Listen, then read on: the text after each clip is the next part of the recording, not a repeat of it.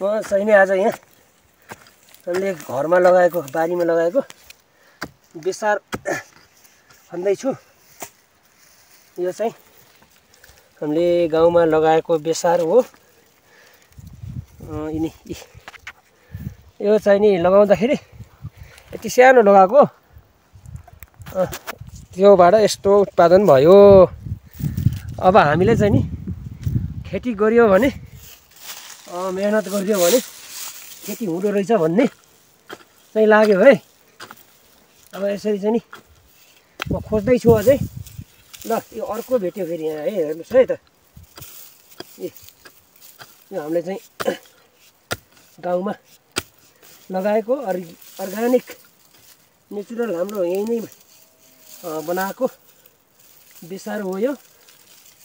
ल हेर्नुहोस् यो बेसार हो है। यसरी खन्दै राख्दै गरेको छु म आज। मेरो कामै बेसार खन्ने भएको छ आज। बेसार खन्दैछु। यहाँ ओहो फेरि काट्यो। कहाँ रहेछ यो?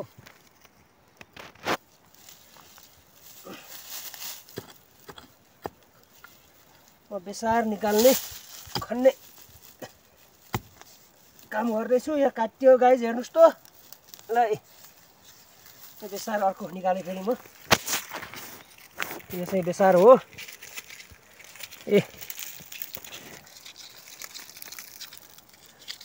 हामीले यो चाहिँ घरमै लगाएको, हामी आफै लगाएको यो लोकल यहीँको अर्ग्यानिक बेसार हो यो। यिनी चाहिँ नि है। ल यसरी चाहिँ नि टक्क खनेर राख्ने। अनि फेरि यसको केही समय पछाडि फेरि लगाउनु पर्छ यसलाई। फेरि अर्को साल खन्ने है त। यसरी गरिने। अब हेर्नुहोस्, अब म चाहिँ तपाईँहरूलाई देखाउँदैछु बेसारको खन्ने तरिकाहरू। म अर्को निकाल्दैछु फेरि म यहाँ।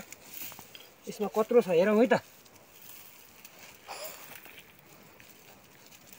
म यहाँ निकाल्दैछु। ल यो पनि आयो। त्यति ठुला त नरहेछ, किन भन्दाखेरि एक सालमा खन्ने गर्दाखेरि त्यति ठुलो चाहिँ भइरहेन छ अहिले। ठिकै छ। यो पनि अब चाहिँ घरको लागि, यो बाहिर सप्लाई गर्नको लागि होइन, आफै प्रयोगमा ल्याउने घरमा, त्यसैको लागि हो यो। ठिकै छ। यहाँदेखि वहाँसम्म पुरै बेसार लगाएको हो यो बारीमा। खन्दै जाऊँ। म तपाईँहरूलाई लास्टमा पनि देखाउने छु कति आउँछ बेसार। यो चाहिँ हाम्रो यो कहाँ हो भन्नुहुन्छ भने धुर्कोट गाउँपालिका वडा नम्बर 3 धनमुडा गुल्मीमा हो यो। म चाहिँ नि सुमन पहराई मगर। सुमन पहराई मगर भन्ने युट्युब च्यानल पनि छ मेरो। त्यो च्यानलमा गएर साथ र सपोर्ट गरिदिनु होला भन्न चाहे यही भिडियो मार्फत। म निरन्तर बेसार खन्ने काममा व्यस्त छु। बेसार खन्दैछु है।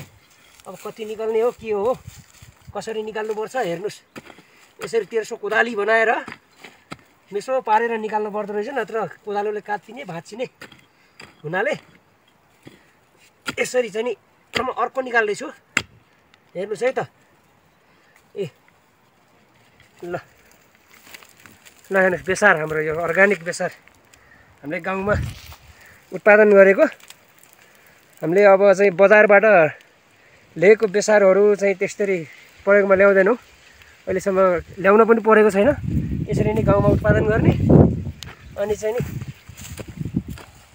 गाउँमै प्रयोगमा आइरहेछ। यहाँ फेरि अर्को देखेँ मैले, यहाँ अर्को निकाल्दैछु है त। यो कत्रो छ हेरौँ। ओहो काटियो त। ल हेर्नुहोस् अब यहाँ अर्को बेसार, हल्दी, हिन्दीमा हल्दी भन्छ, नेपालीमा बेसार। ल पिस पिस भयो, भाँचियो।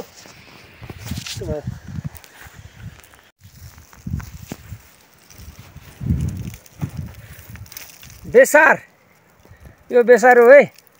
हामीले चाहिँ गाउँमा उत्पादन गरेको अर्ग्यानिक बेसार।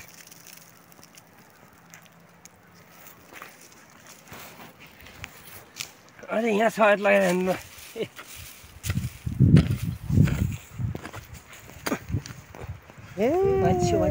मान्छे देख्दा देख्दै पनि किन यसो गर्छौ भाइ? यो चाहिँ नि बेसार खने पश्चात यो केलाउँदै हो। यस्तो हुन्छ, यसलाई केलाएर यस्तो बनाउने। आमाले केलाउने हुनुहुन्छ बसेर टक्क। यो चाहिँ नि बेसार हो है।